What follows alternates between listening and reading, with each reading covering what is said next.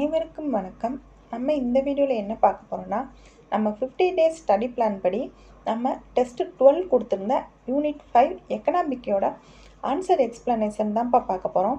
வாங்க அதில் என்னென்ன கொஸ்டின் இருந்துச்சு, அதுக்கு என்னென்ன ஆன்சர் அப்படிங்கிறத நம்ம கிளியராக பார்த்துடலாம். ஃபஸ்ட்டு பாருங்கள், ஒரு நாட்டின் பொருளாதார வளர்ச்சி அளவிடுவதை குறிப்பிடுவது. அதாவது ஒரு நாட்டோட பொருளாதார வளர்ச்சியை எதை வச்சு கணக்கிடுவாங்க அப்படின்னு கேட்குறாங்க. அது ஒரு நாட்டின் மொத்த உள்நாட்டு உற்பத்தி ஜிடிபியை வச்சு தான்ப்பா அந்த நாடு எவ்வளோ பொருளாதார வளர்ச்சி அடைஞ்சிருக்கு அப்படிங்கிறத பற்றி அவங்க குறிப்பிடுவாங்க. அப்போ ஒரு நாட்டின் பொருளாதார வளர்ச்சியை அளவிடப்படுவதை குறிப்பிடுவது என்னன்னு பார்த்தீங்கன்னா ஜிடிபி, மொத்த உள்நாட்டு உற்பத்தி அப்படின்னு சொல்லுவாங்க. சரிங்களா? நெக்ஸ்ட் கொஸ்டின் பாருங்கள். தேசிய வளர்ச்சி கழகத்தை அறிமுகப்படுத்தியவர் யார் அப்படின்னு சொல்கிறாங்க. இந்த தேசிய வளர்ச்சி கழகம் ஜவஹர்லால் நேரு அவர்கள் தான் இதை அறிமுகப்படுத்தியிருப்பாங்க. நெக்ஸ்ட் கொஸ்டின் பாருங்கள். திருவள்ளுவரின் பொருளாதார கருத்துக்கள் குறித்து குறிப்பாக கூறுவது. அதாவது திருவள்ளுவர் பொருளாதாரத்தை பற்றி குறிப்பாக என்ன கருத்துக்கள் சொல்கிறாங்க அப்படின்னு சொல்லி கேட்குறாங்கப்பா. செல்வம், வறுமை, சமுதாயத்தின் சாபம், வேளாண்மை அப்படிங்கிற இந்த மூணுமே பொருளாதார கருத்துக்களில் தான் திருவள்ளுவர் சொல்கிறாங்க. அப்போ மேற்காண் அனைத்தும் அப்படிங்கிறது தான் இங்கே சரியான ஆன்சர். நெக்ஸ்ட் பாருங்கள். இந்திய அரசாங்கம் தனது முதல் தொழிற்கொள்கையை வெளியிட்ட ஆண்டு எப்போன்னு பார்த்தீங்கன்னா 1948. இது ரொம்ப இம்பார்ட்டண்டான இயர்ப்பா, எல்லாத்துக்கும் தெரியும். பிகினர்ஸ் தெரிஞ்சுக்கோங்க, இது ரொம்ப மஸ்டான கொஸ்டின்னு. ஏன்னா நம்ம பிரிட்டிஷ்லேருந்து நம்ம சுதந்திரம் வாங்கின பிறகு நம்ம பொருளாதார ரீதியாக ரொம்ப பின்தங்கி இருந்தோம். அதை நம்ம எப்படி அதை சரி பண்ணணும் அப்படிங்கிறதுக்காக கொண்டு வந்த முதல் தொழிற்கொள்கை 1948 தான். சரிங்களா? நெக்ஸ்ட் கொஸ்டின் பாருங்கள். 2016ஆம் ஆண்டின் மனித வளர்ச்சி அறிக்கையின்படி 188 நாடுகளில் இந்தியாவின் தரம்.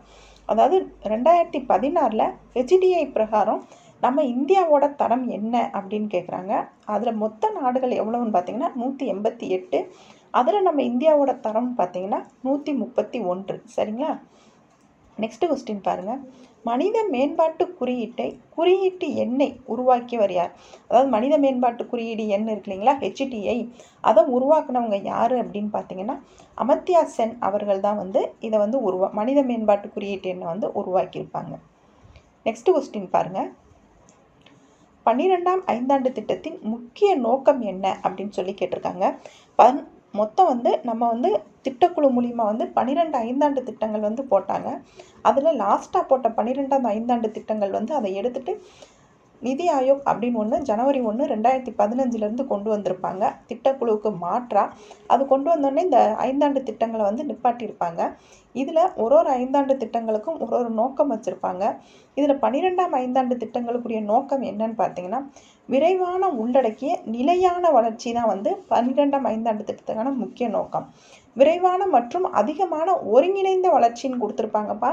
இந்த ஒருங்கிணைந்த வளர்ச்சி அப்படிங்கிறது உங்களுக்கு 11ஆவது ஐந்தாண்டு திட்டத்தில் வந்துடும். உள்ளடக்கிய அப்படின்னு வந்தால் தான் 12ஆம் ஐந்தாண்டு திட்டத்தில் வந்துடும். இதை நீங்கள் கவனமாக பிரித்து பார்த்துக்கோங்க. சமூக நீதியுடன் கூடிய வளர்ச்சிங்கிறது 9ஆவது ஐந்தாண்டு திட்டத்தில் சொல்லியிருப்பாங்க. இதை முக்கிய நோக்கங்கள் ரொம்ப ரொம்ப இம்பார்ட்டன்ட்பா. ஐந்தாண்டு திட்டங்கள் பற்றி நம்ம வீடியோ போட்டிருக்கோம். ப்ளஸ் ப்ரீவியஸ் இயர் கொஸ்டினில் எப்படி கேட்டிருக்காங்கங்கிறதும் போட்டிருக்கோம். நம்ம சேனலில் இருக்க நீங்கள் பார்த்துக்கோங்க. நெக்ஸ்ட்டு பாருங்கள். சிறப்பு பொருளாதார மண்டல கொள்கை வெளியிடப்பட்டது. அதாவது ஸ்பெஷல் எக்கனாமிக் ஜோன் அப்படின்னு சொல்லுவாங்கள்ல, அதுதான்ப்பா சிறப்பு பொருளாதார மண்டல கொள்கை.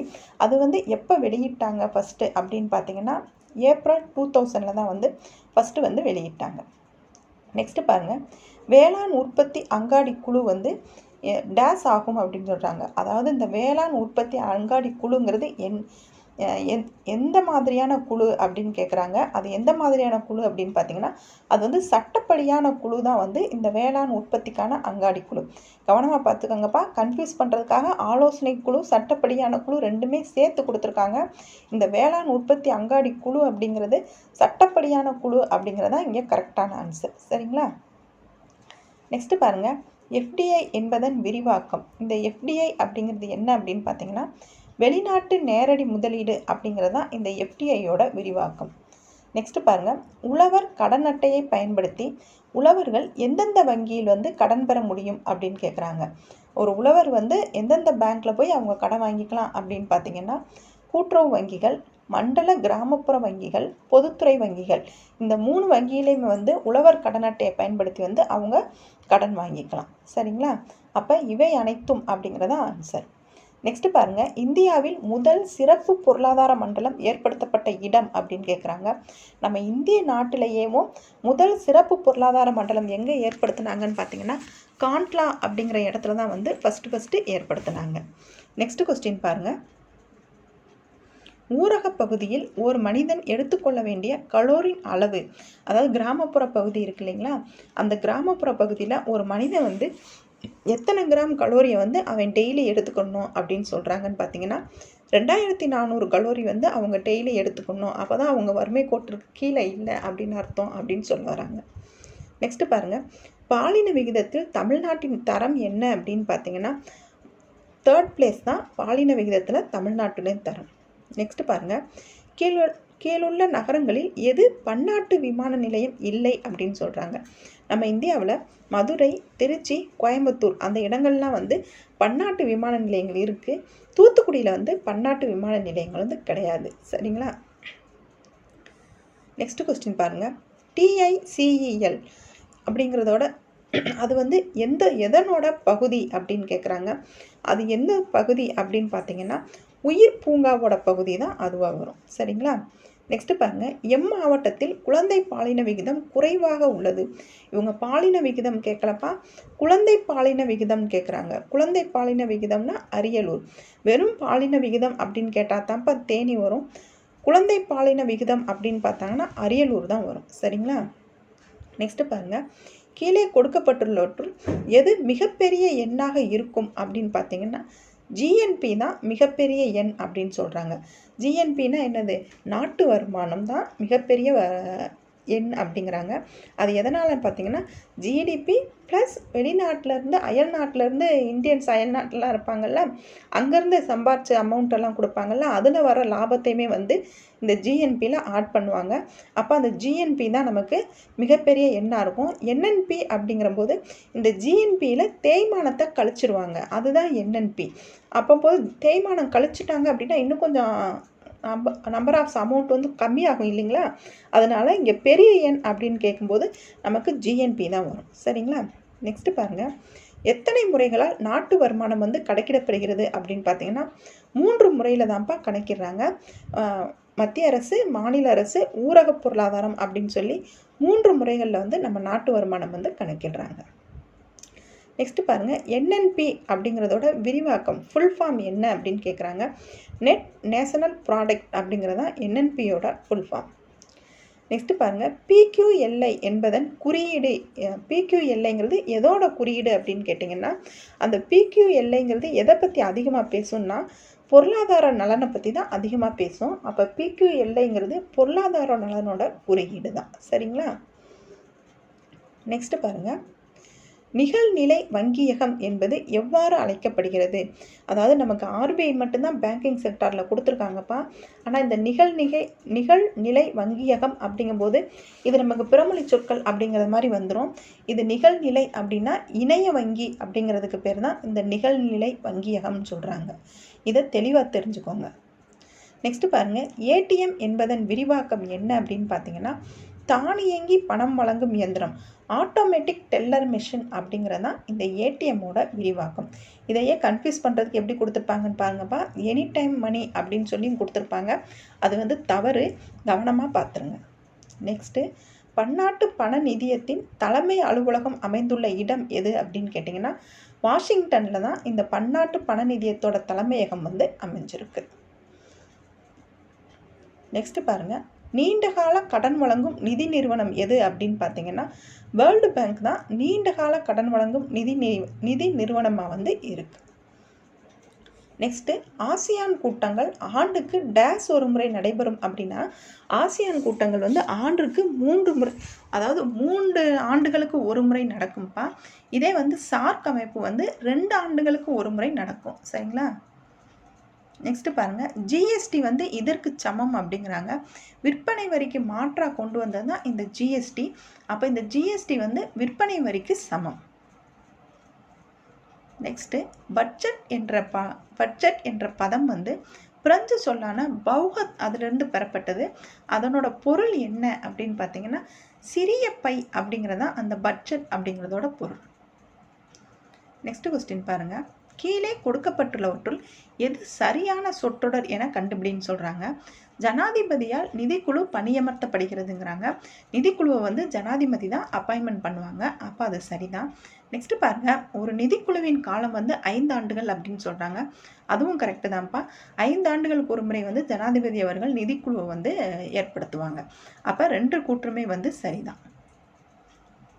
நெக்ஸ்ட் பாருங்க. கீழ்காணும் திட்டங்களை அவை முன்மொழியப்பட்ட ஆண்டின் அடிப்படையில் கால வரிசைப்படி தொகுத்து விடையை தேர்வோம் சொல்லியிருக்காங்க. அதாவது கீழே கொடுத்துருக்கத கால வரிசைப்படி எடுத்து எழுத சொல்லியிருக்காங்கப்பா. ஃபஸ்ட்டு பாருங்கள், மக்கள் திட்டம் கொடுத்துருக்காங்க. இது வந்து எம்என் ராய் அவர்கள் கொண்டு வந்திருப்பாங்க. 1945 கொண்டு வந்திருப்பாங்க. நெக்ஸ்ட் பாம்பே திட்டம். தொழிலதிபர்கள்லாம் சேர்ந்து பாம்பேயில் 15 ஆண்டுக்கான திட்டமாக வந்து கொண்டு வந்திருப்பாங்க 1940. ஜவஹர்லால் நேரு திட்டம் 1938 வந்து கொண்டு வந்திருப்பாங்க. அது வந்து 2ஆம் உலகப்போர் அப்புறம் 2ஆம் உலகப்போர் காரணமாக அது வந்து ஸ்டாப் ஆகிருக்கும். நெக்ஸ்ட்டு விஸ்வேஸ்வரையா திட்டம் 1934 கொண்டு வந்திருப்பாங்க. இவங்க 10 ஆண்டு கால திட்டமாக வந்து சொல்லியிருப்பாங்க. திட்டமிடுதல் அப்படிங்கிற பதத்தை ஃபஸ்ட்டு சொன்னவங்க யார் அப்படின்னு பார்த்தீங்கன்னா இந்த விஸ்வேஸ்வரையா அவர்கள் தான். அப்போ இதை நீங்கள் எப்படி கால வரிசைப்படி நீங்கள் தொகுத்து எழுதுறீங்கன்னு பார்த்தீங்கன்னா ஃபஸ்ட்டு விஸ்வேஸ்வரையா, அப்புறம் ஜவஹர்லால் நேரு, அப்புறம் பாம்பே திட்டம், அப்புறம் மக்கள்.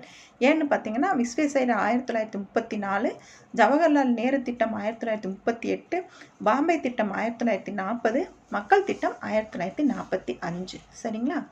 நெக்ஸ்ட் கொஸ்டின் பார்ப்போமா? சர்வோதயா திட்டத்தை முன்மொழிந்தவர் யார் அப்படின்னு பார்த்தீங்கன்னா ஜெயபிரகாஷ் நாராயணன் அவர்கள் தான் வந்து இந்த சர்வோதயா திட்டத்தை வந்து முன்மொழிஞ்சிருப்பாங்க. இவங்க காந்திய திட்டமும் எஸ்என் அகர்வால் திட்டம் 2யுமே சார்ந்து இந்த சர்வோதயா திட்டத்தை வந்து முன்மொழிஞ்சிருப்பாங்க. எல்லாருமே வேளாண்மைக்கு முக்கியத்துவம் கொடுத்துருப்பாங்க. இந்த ஜெயபிரகாஷ் நாராயண் அவர்கள் வேளாண்மைக்கு முக்கியத்துவம் கொடுங்க ப்ளஸ் சிறு தொழில், குடிசை தொழில், இது 2க்குமே வந்து முக்கியத்துவம் கொடுக்கணும் அப்படின்னு சொல்லியிருப்பாங்க இந்த சர்வோதயா திட்டத்தின் மூலம். சரிங்களா? நெக்ஸ்ட் பாருங்க. நிதி ஆயோக் கீழ்காணும் எதன் மூலம் அமைக்கப்பட்டது அப்படின்னு பார்த்தீங்கன்னா அமைச்சரவை தீர்மானம் மூலம் தான் வந்து இந்த நிதி ஆயோக்கை வந்து அமைச்சிருப்பாங்க. நெக்ஸ்ட் கொஸ்டின் பாருங்க.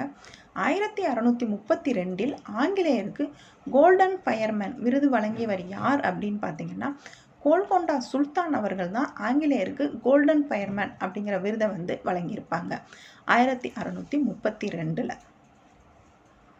நெக்ஸ்ட் பாருங்க. ஒரு வெற்றிகரமான தொழில்துறை தொகுப்பு முற்றிலும் தமிழ்நாட்டில் உருவாக்கப்பட்டது எங்கே அப்படின்னு பார்த்தீங்கன்னா ஓசூரில் தான் வந்து உருவாக்கியிருப்பாங்க.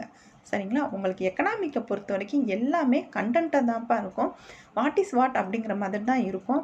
அதனால் இதை நீங்கள் கொஞ்சம் மனப்பாடம் பண்ணுற பகுதி தான் நிறையா இருக்கும். அதனால் நீங்கள் அப்படி எதுக்கு என்ன அப்படின்னு படித்து வச்சுக்கிறது தான் உங்களுக்கு கரெக்டாக மனசில் பதிகிற மாதிரி இருக்கும். சரிங்களா? நெக்ஸ்ட் கொஸ்டின் பாருங்கள். இந்தியாவில் தனிநபர்களின் மேல் விதிக்கப்படுகின்றன பொதுவான மற்றும் மிக முக்கியமான வரி. தனிநபர் அப்படின்னு சொல்லிட்டாவே ஒரு தனிநபர் அப்படின்னா நேரடி வரி செலுத்துகிறவங்க தான் ஒரு தனிநபர். அப்படிங்கும்போது இதில் நேரடி வரி எது அப்படின்னு பார்த்தீங்கன்னா வருமான வரி.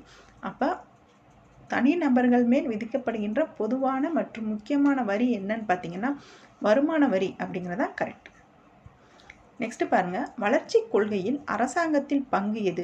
அதாவது ஒரு நாடு வந்து வளருது அப்படின்னா அதில் வந்து ஒரு கவர்மெண்ட்டோட பங்கு என்ன அப்படின்னு பார்த்தீங்கன்னா ஒரு நாட்டை வந்து பாதுகாப்பாக வச்சுக்கணும், வெளிநாட்டு கொள்கைகள் இருக்கணும், பொருளாதாரத்தை வந்து கட்டுப்படுத்தணும். அப்போ இந்த மேற்கூறிய அனைத்தும் வந்து இந்த வளர்ச்சி கொள்கையில் ஒரு அரசாங்கத்தின் பங்காக வந்து இருக்குது. சரிங்களா? நெக்ஸ்ட் பாருங்கள். பொறுத்துக. நுகர்வோர் கூட்டுறவு பொது விநியோக முறை UNDP தேசிய உணவு பாதுகாப்பு சட்டம் அப்படின்னு சொல்லியிருக்காங்க. ஒரு பொறுத்துகையை பொறுத்த வரைக்கும் உங்களுக்கு ஆன்சர் எடுக்க தெரியலை அப்படின்னு பார்த்தா எது நீங்கள் படித்த மாதிரி இருக்குது, எதுக்கு உங்களுக்கு ஃபஸ்ட்டு ஆன்சர் தெரியுதுன்னு அதை பொருத்தி பாருங்கள். அதை வச்சு நீங்கள் ஆன்சர் பண்ண பாருங்கள். இப்போ தேசிய உணவு பாதுகாப்பு சட்டம் அப்படிங்கிறது எல்லாத்துக்குமே 2013 அப்படிங்கிறது எளிமையாக தெரியும். அப்போ நீங்கள் இதை ஈஸியாக வந்து இதை 4க்கு 2 அப்படின்னு சொல்லி எடுத்துடலாம். அப்போ 4க்கு 2 எங்கே இருக்குது அப்படின்னு பாருங்கள். ஒரே ஆப்ஷன் தான் இருக்குது. அதை வந்து நீங்கள் கிளிக் பண்ணிட்டு போயிடலாம். டைம் வேஸ்ட் பண்ணாதீங்க. சரிங்களா? மித்த எதுவுமே நம்ம பார்த்துடலாம். நுகர்வோர் கூட்டுறவு அப்படின்னு பார்த்தீங்கன்னா தரமான பொருட்களை வழங்குதல் அப்படிங்கிறதான் வரும். பொது விநியோக முறை அப்படின்னு பார்த்தீங்கன்னா மானிய விகிதங்கள். யூஎன்டிபின்னா ஐக்கிய நாடுகள் சபை வளர்ச்சி திட்டம் தான் வந்து இந்த யூஎன்டிபி. இதை கவனமாக பார்த்துருங்கப்பா, இந்த பொறுத்துக இம்பார்ட்டண்டான பொறுத்துக. நெக்ஸ்ட்டு பாருங்கள், நாட்டு வருமானம் அளவிடப்படுவது. அதாவது ஒரு நாட்டோட வருமானம் எதை வச்சு அளவிடுறாங்க அப்படின்னு பார்த்தீங்கன்னா, அந்த நாட்டில் வந்து மொத்தம் பண்டங்கள் பணிகளோட மொத்த மதிப்பு எவ்வளோ இருக்குது, அதாவது சுருக்கமாக சொல்லணும்னா ஜிடிபி, அதை வச்சு தான் வந்து நாட்டு வருமானம் வந்து அளவிடுறாங்க. இங்கே அதை வந்து பண்டங்கள் மற்றும் பணிகளின் மொத்த மதிப்பு அப்படின்னு சொல்லி கொடுத்துருக்காங்க. சரிங்களா? நெக்ஸ்ட்டு பாருங்கள், வேளாண் பண்டங்களின் உற்பத்தியில் இந்தியா வந்து எத்தனையாவது இடமாக இருக்குது அப்படின்னு பார்த்தீங்கன்னா, வேளாண் பண்டங்கள் உற்பத்தியில் இந்தியா செகண்ட் பிளேஸில் தான் இருக்குது. நெக்ஸ்ட் பாருங்கள், மனித வள மேம்பாட்டு குறியீட்டு கணக்கில் பின்வரும் எந்த பரிமாணத்தை எடுத்துக்கொள்வதில்லை அப்படின்னு பார்த்தீங்கன்னா, இந்த ஹெச்டிஐப்பா. அந்த ஹெச்டிஐயில் வந்து என்ன எடுத்துக்கிட மாட்டாங்கன்னா, பாலினத்தை எடுத்துக்கிட மாட்டாங்க. உடல் நலம், கல்வி, வருமானம் இது எல்லாம் வந்து ஹெச்டிஐ வந்து கணக்கெடுக்கும் போது எடுத்துப்பாங்க. சரிங்களா? நெக்ஸ்ட் பாருங்கள், தேசிய வருமானத்தின் உண்மை மதிப்பீடாக இது கருதப்படுகிறது. அதாவது ஒரு நாட்டோட உண்மையான மதிப்பீடு என்ன அப்படின்னு பார்த்தீங்கன்னா, நிகர தேசிய உற்பத்தி அப்படிங்கிறது தான் உண்மையான மதிப்பீடாக இருக்கும். உண்மையான மதிப்பீடு அப்படிங்கிறதுல அங்கே நிகரம் தான் வந்துடும். அதை கவனமாக ஞாபகம் வச்சுக்கோங்க. நெக்ஸ்ட் பாருங்கள், பொருந்தாத ஒன்றை வந்து காண்கன்னு சொல்லியிருக்காங்க. சூரிய ஆற்றல், காற்று ஆற்றல், காகிதம், இயற்கை வாயின்னு சொல்லியிருக்காங்க. இதில் எது பொருந்தாது அப்படின்னு பார்த்தீங்கன்னா, காகிதம் அப்படிங்கிறதான் பொருந்தாது. ஏன்னு பார்த்தீங்கன்னா, இந்த சூரிய ஆற்றல், காற்று ஆற்றல், இயற்கை வாய் இது எல்லாமே ஆற்றல். காகிதம் அப்படிங்கிறது அந்த ஆற்றலோட வராது. அப்போ அது பொருந்தாது. நெக்ஸ்ட் பாருங்கள், பணியிடத்தை கணக்கிடுவதற்கு டேஸ் வரையிலான வயதை கண்டறியலாம் அப்படிங்க. ஒரு பணியிடத்தில் வந்து வேலை செய்கிறவங்கள வந்து எத்தனை வயசு வரைக்கும் நம்ம கண்டறியலாம் அப்படின்னா 15 to 60. நெக்ஸ்ட் பாருங்கள், பின்வருவனவற்றுள் எது இரண்டாம் துறையை சார்ந்தது அல்ல அப்படின்னு கேட்குறாங்கப்பா. இரண்டாம் துறையை சார்ந்தது அல்ல அப்படின்னு பார்த்தீங்கன்னா, காடுகள் தான் இரண்டாம் துறையை சாராது. ஏன்னா அது வந்து முதல் துறையில் வந்துடும், இரண்டாம் துறையில் வராது. சரிங்களா? நெக்ஸ்ட்டு பாருங்கள், மூன்றாம் துறையில் அடங்குவது என்னன்னு பார்த்தீங்கன்னா, போக்குவரத்து, காப்பீடு, வங்கியியல் இது எல்லாமே வந்து மூன்றாம் துறையில் தான் அடங்கும். அப்போ அனைத்தும் அப்படிங்கிறதான் சரியான ஆன்சர். நெக்ஸ்ட்டு பாருங்கள், இவற்றின் உணவு அல்லாத பயிர் எது அப்படின்னு பார்த்தீங்கன்னா, தென்னை அப்படிங்கிறதான் உணவு அல்லாத பயிராக வரும். ஏன்னா கம்பு, சோளம், கேழ்வரகு இது எல்லாமே உணவு பயிர். தென்னைங்கிறது உணவு அல்லாத பயிர். நெக்ஸ்ட்டு பாருங்கள், பயிர் செய்யப்படும் பரப்பளவில் பாசன வசதி பெற்ற நிலத்தின் பரப்பளவு எவ்வளவுன்னு பார்த்தீங்கன்னா 57% தான் வந்து நம்ம இந்திய நாட்டில் வந்து பயிர் செய்யும் பகுதியில் வந்து பாசன வசதி பெற்ற பர்சன்டேஜ். இந்தியாவில் உச்ச நிலையில் உள்ள நீதிமன்றங்கள் எத்தனை அப்படின்னு பார்த்தீங்கன்னா, உச்ச நிலையில் வந்து ஒரே ஒரு நீதிமன்றம் தான் இருக்குது, அது உச்ச நீதிமன்றம். சரிங்களா? நெக்ஸ்ட் பாருங்கள், இந்தியாவின் பழமையான நீதிமன்றம் எது அப்படின்னு பார்த்தீங்கன்னா, கல்கத்தா நீதிமன்றம் தான் இப்போ பழமையான நீதிமன்றம். இதே வந்து நம்ம இந்தியாவோட பெரிய நீதிமன்றம் எதுன்னு பார்த்தீங்கன்னா, அலகாபாத் நீதிமன்றம் தான் வரும். சரிங்களா? நெக்ஸ்ட் பாருங்கள், பணத்தின் மதிப்பை வந்து பொறுத்து சொல்லியிருக்காங்க. இது கவனமாக பார்த்துக்கோங்கப்பா. இதில் ஒரு கொஸ்டின் கண்டிப்பாக வச்சுருவாங்க. எந்த நாட்டோடைய அமௌண்ட்டு எதில் என்ன பேர் சொல்லுவாங்க அப்படிங்கிறத கவனமாக பார்த்துக்கோங்க. ஜெர்மனி அப்படிங்கிறது யூரோ அப்படிங்கிறது கரெக்டு தான். ஜப்பான்னா என், மலேசியா அப்படின்னு பார்த்தீங்கன்னா ரிங்கட், சவுதி அரேபியானா ரியால், இங்கிலாந்து அப்படின்னா பவுண்ட். இது நீங்கள் எல்லாருமே தெரிஞ்சுக்கிடணுங்கிறதுக்காக 5 நாடுகள் வந்து அதுக்குரிய அமௌண்ட்டு அதுக்குரிய பணத்துக்கு அவங்க என்னென்ன சொல்லுவாங்க அப்படிங்கிறதும் கொண்டு வந்திருக்கோம்ப்பா. இதை கவனமாக பார்த்துக்கோங்க. இதில் வந்து கண்டிப்பாக ஒரு கொஸ்டின் வந்துடும். ஜெர்மனினா யூரோ, ஜப்பான் என், மலேசியா ரிங்கட், சவுதி அரேபியா ரியால், இங்கிலாந்து பவுண்ட். அப்போ நேருக்கு நேரம் பொருந்திருக்கு. அப்போ 1 2 3 4 5 அப்படிங்கிறதான் கரெக்டான ஆன்சர். இதோட நம்ம டெஸ்ட்டு 12 கொடுத்த எக்கனாமிக் யூனிட் 5ஓட 50 கொஸ்டின் ப்ளஸ் எக்ஸ்ப்ளனேஷன் முடிஞ்சிருச்சுப்பா. அடுத்து ஒரு வீடியோவில் பார்க்கலாம். தேங்க்யூ.